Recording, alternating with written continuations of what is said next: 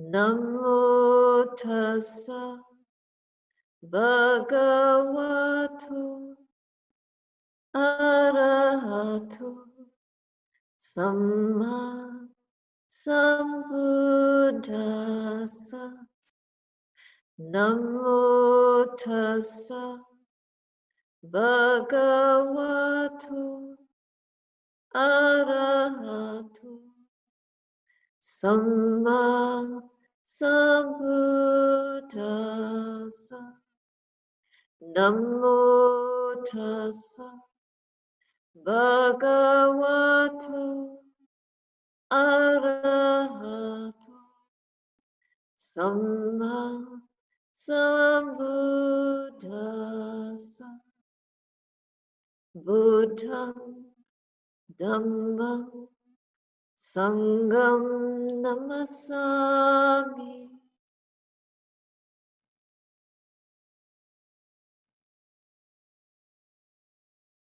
Tonight, I'd like to ask you to reflect on what you would like to do during this retreat, what you would like to understand or to open your heart to. And so try to think of the things in your life that are challenging that you would like to let go of, and the things in your life that are supportive that you would like to develop more and more. You can also contemplate what the far goal is.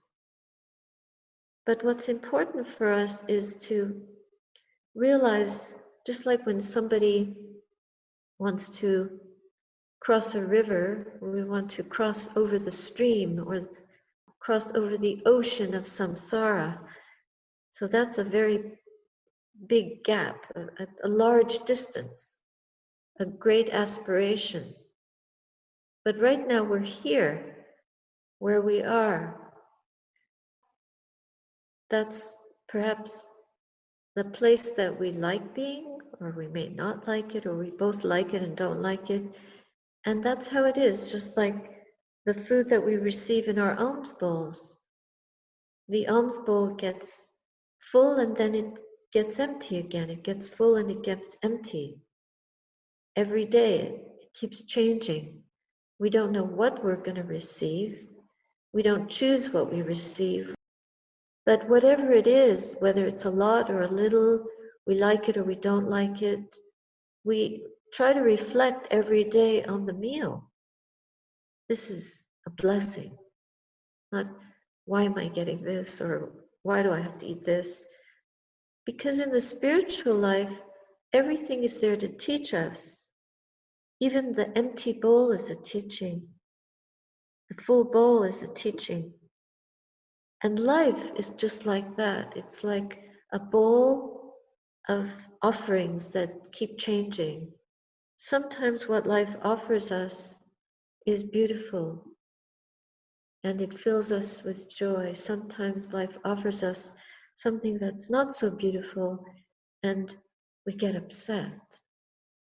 But the purpose of this practice is to receive whatever life offers us and learn to receive it with a heart that is unruffled, unagitated, undeterred from present moment awareness. Now, it's very challenging to do that.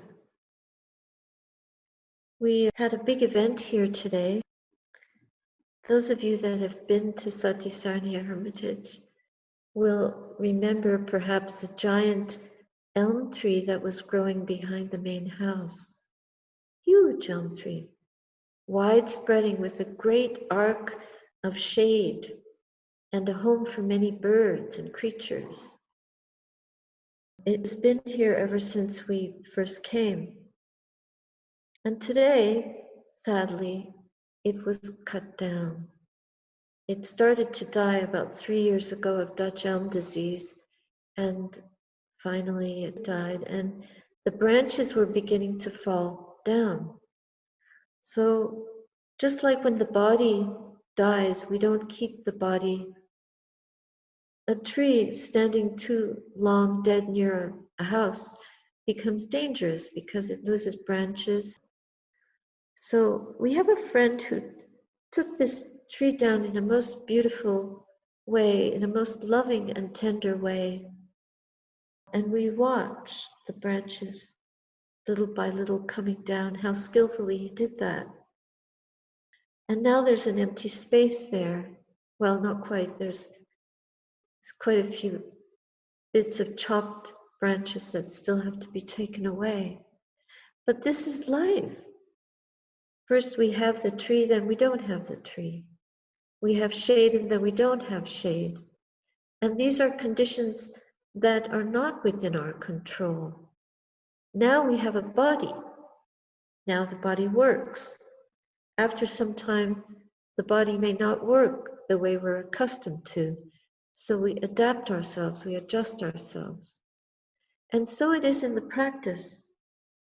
It's to learn to adjust to the changing nature of things, and to learn to work with what comes up in the mind, and to always bring up that perception of impermanence regarding everything. But the impermanence is not the problem. The fact that the tree was there and we loved it and we couldn't hold on to it and now it's gone is not the problem. The problem is our lack of understanding of the nature of the world and the nature of things. So we're not here to hold on to anything. And this is something to be reckoned with, something to deeply fathom and understand. We don't want to cut down trees.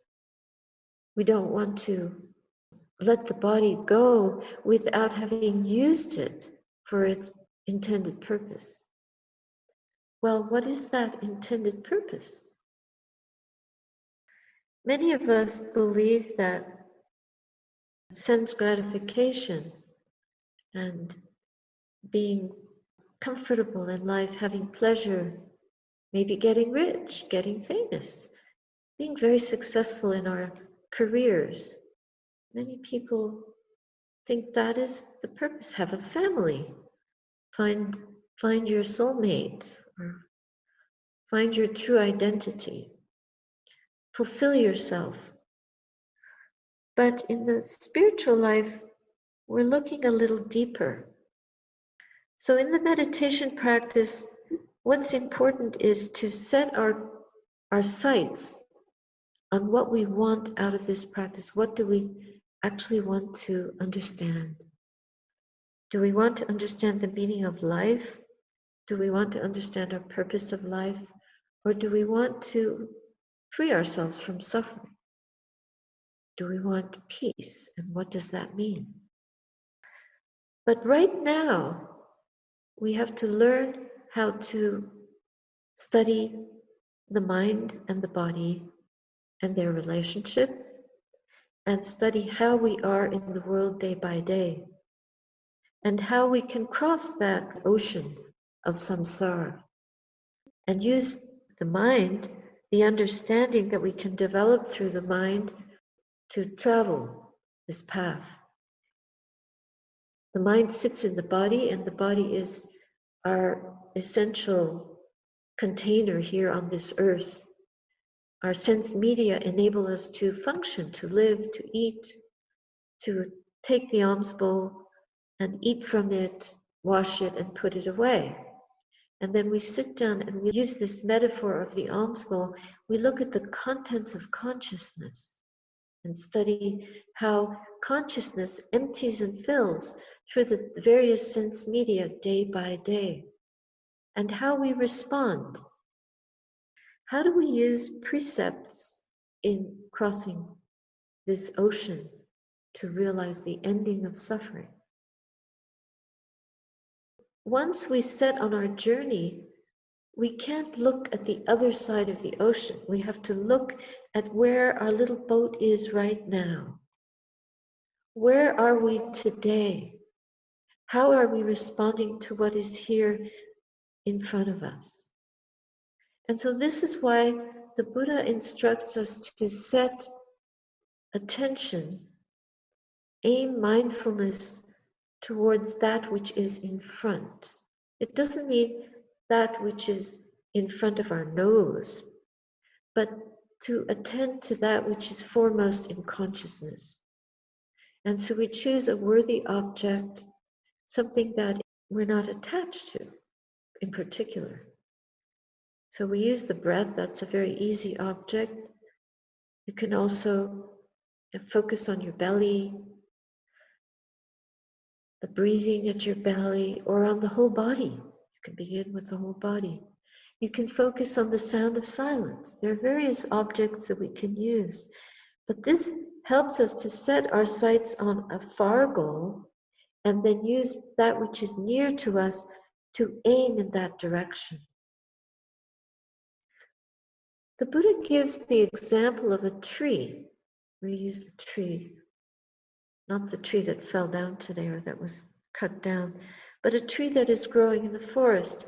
If the tree faces east, that tree, when it falls, it will likely fall to the east. If it's leaning towards the east, it will fall to the east.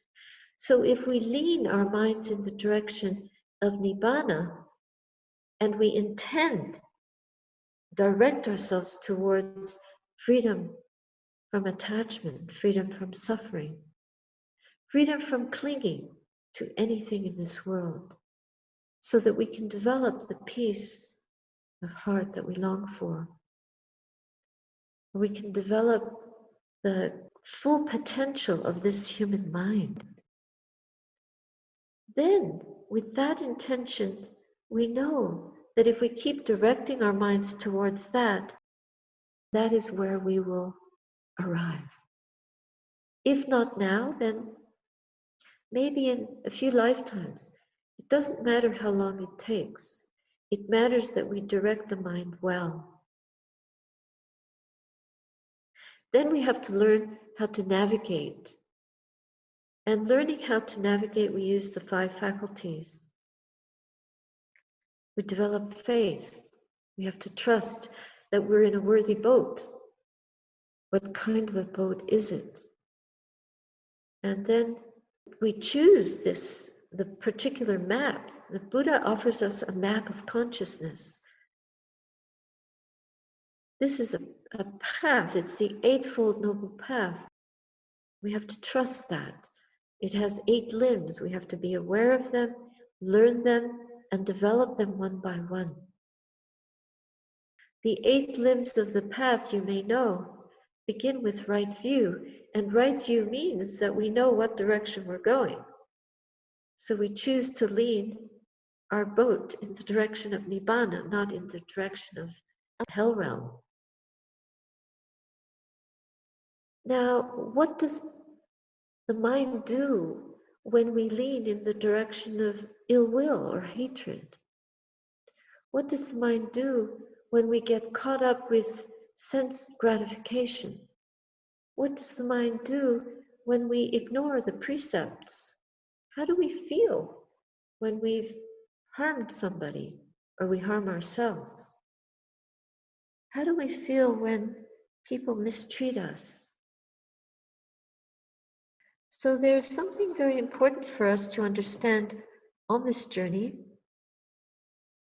There's so much, it's very hard to cover in such a short time, go very deep into the 8 limbs of the path, or the 5 faculties, or the 4 establishments of mindfulness, and all the things that we need to think about and contemplate to be able to set our sights on reaching the other shore.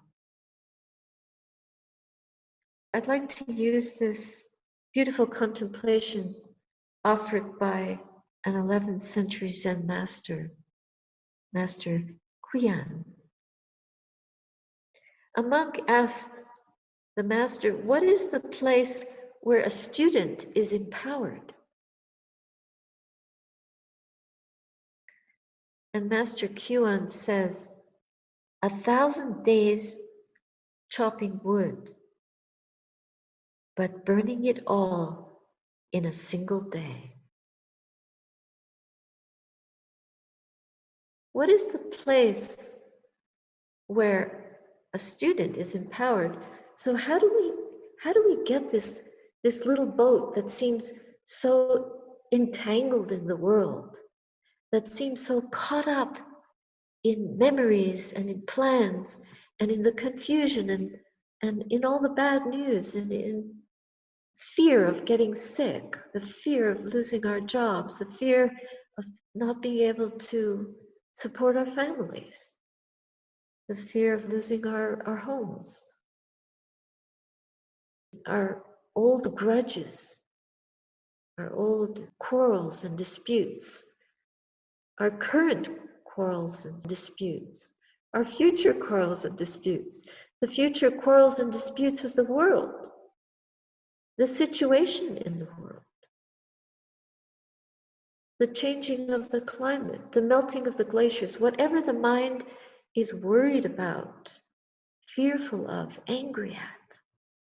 Seems like there are mountains of fear, anger, and hatred going on around us and in us. So how can we empower our minds? And the Master says, chopping wood for 1,000 days.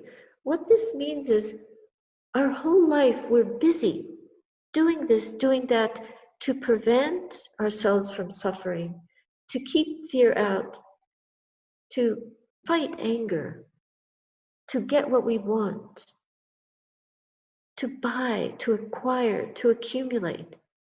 Chopping wood, we're busy, busy, busy, doing what we think is going to make us happy. And then, in one day, we burn it all. We burn it all. The freedom that we're really looking for, the freedom from anger, the freedom from ill will, the freedom from negativity, the freedom from old age, sickness, and death, is to understand that there is no one there who is angry. And there is no enemy to be angry at. That we're just playing in a theater of the mind. And if we understand all these phenomena that appear in consciousness as actually empty and see that we are playing a fool's game, and by letting it go and seeing through the emptiness of this delusion that we're caught in, we touch and glimpse that freedom that we long for. We may touch it even for a moment when we study the mind and breathe in and out so many times, 1,000,000 breaths, 1,000,000 times over many, many retreats for decades, and we still feel caught. But in a single moment, we have a view into the emptiness of all phenomena because we realize their impermanence, that is their nature, and that is even the nature of consciousness. This is like the nature of the tree to rise and fall, the nature of the body to rise and fall, the nature of the bowl to be filled and to be emptied, the nature of this life to be born and to end, to die. So too, every thought is born, it lasts for a while, and it dies. Why do we cling to it? Because of ignorance. But when we burn it all up in one moment of illumination, when the fire of wisdom lights up the mind with radiant discernment, we see through our delusion and we realize the power of this moment, of this one moment of realization, realizing the truth of how things really are. Then the tree falls down and we see the beauty of the empty space. It's empty. Actually, the cutting of the tree is a great teaching for us. The space that was full is now empty. It doesn't mean the tree was never there, but the shade that we received from the tree is not the shade that we want to keep. The shade that we want to keep is the shade of the truth in our own hearts. And what we want to burn are the defilements in the mind. There are our greed, our ill will, our restlessness, our anxiety, our weariness, our exhaustion, and our doubt. All these poisons of the mind that create the weather that deludes and blinds us to see things as they truly are and to know the peace that is already there within us. We just have to empty the mind of all the rubbish and rest in pure awareness. In fact, there is no distance from that which we long for. It is already there. That's why Master Kuyan says, 1,000 days chopping wood, but burning it all in a single day, in a single breath, we can realize that emptiness. Right now, today. But it does take some disentangling. It takes some sawing and chopping. It was quite a lot of hard work and effort and planning and strategy for that tree to come down without harming anyone. We were amazed at the skill of Arnold who took it down. How gently he worked with it, how deeply he understands wood. If we understand the nature of the mind, we will work with it with so much mindfulness and care, with so much tenderness and love, that we will be able to open our hearts to the present moment in a way that will release us from all the poisons of the mind. Right here and now in this present moment, we don't have to move or go anywhere at all.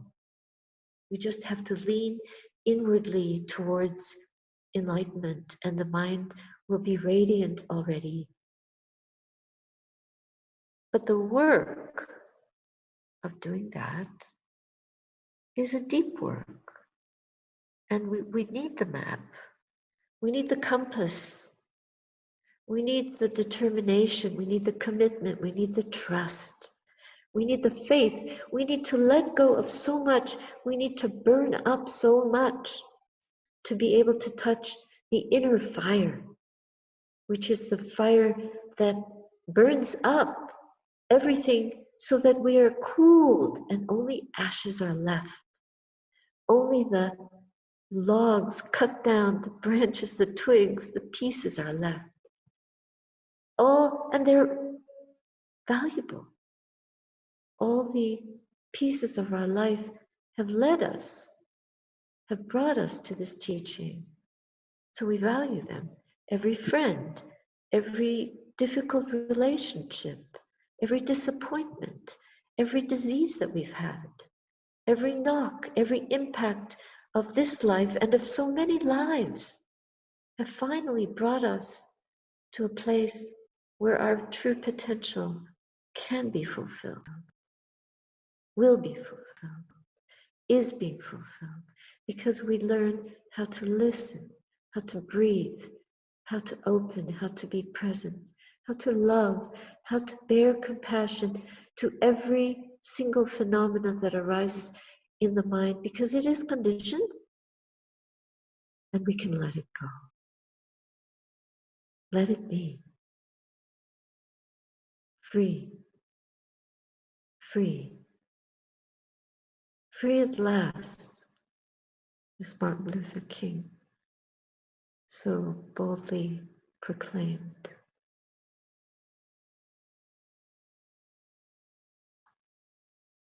So I thought that would be something for you to reflect on tonight.